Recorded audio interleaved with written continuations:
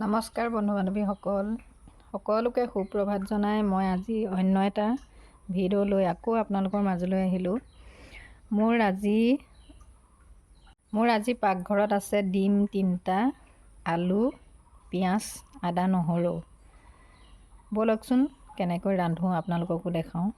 এইখিনি মই ধুনীয়াকৈ ধুই আলুখিনি কাটি ল'লোঁ আৰু এতিয়া কুকাৰত সিজাই ল'ম।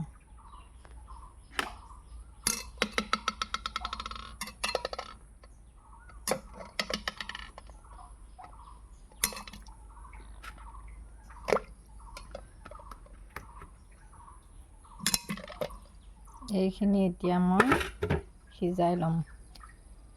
ডিমখিনি মোৰ সিজোৱা হৈ গ'ল। এতিয়া ডিমখিনি মই টুকি লৈ ডিমৰ বাকলিখিনি গুচাই লওঁ। এতিয়া মই ডিমকেইটা ফ্ৰাই কৰি লওঁ।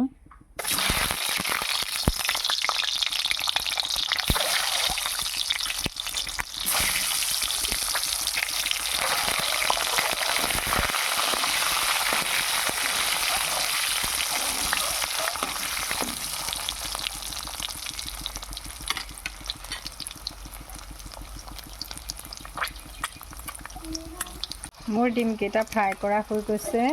এতিয়া ডিমকেইটা মই টুকি ল'ম।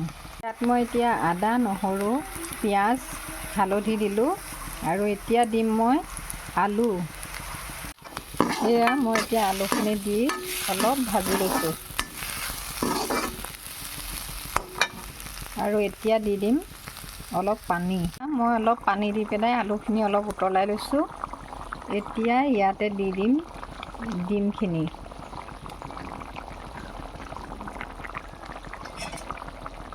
এয়া মই এই ডিম 3টা দি দিলোঁ। আমি মানুহ। এতিয়া অলপ দিম মই মছলা। অলপমান দিলোঁ মিট মছলা, অলপ দিলোঁ গৰম মছলা আৰু অকণমান দিলোঁ ৰেড চিলি।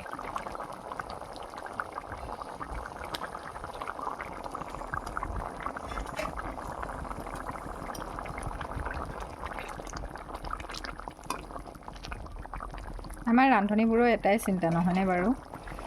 ঘৰৰ মানুহক কি বনাই খোৱালে ভাতকেইটা ভালকৈ খাব, সেইটোৱে বেছিকৈ চিন্তা হৈ থাকে ঘৰখনত, নহয়নে বাৰু? এইখিনি মোৰ প্ৰায় হৈ গৈছে। এতিয়া একেবাৰে শেষত দিলোঁ অলপমান ধনিয়া।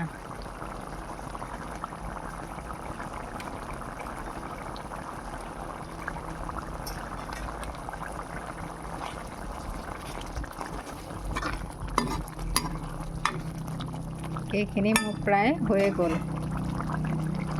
এতিয়া মই গেছটো অফ কৰি দিম। এয়া মোৰ আজি ডিমৰ দম বনাই হৈ গ'ল।